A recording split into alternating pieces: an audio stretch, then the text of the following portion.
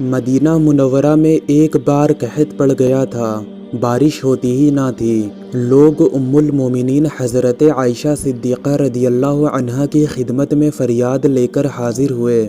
حضرت ام المومنین عائشہ صدیقہ رضی اللہ عنہا نے فرمایا، حضور صلی اللہ تعالی علیہ وسلم کی قبر انور پر سے چھت میں ایک سوراخ کر دو تاکہ آسمان اور قبر میں کوئی حجاب نہ رہے۔ چنانچہ لوگوں نے ایسا ہی کیا تو اس قدر بارش ہوئی کہ کھیتیاں ہری بھری ہو گئیں اور جانور موٹے ہو گئے۔ محدثین لکھتے ہیں کہ آسمان نے جب قبر انور کو دیکھا تو رو پڑا تھا۔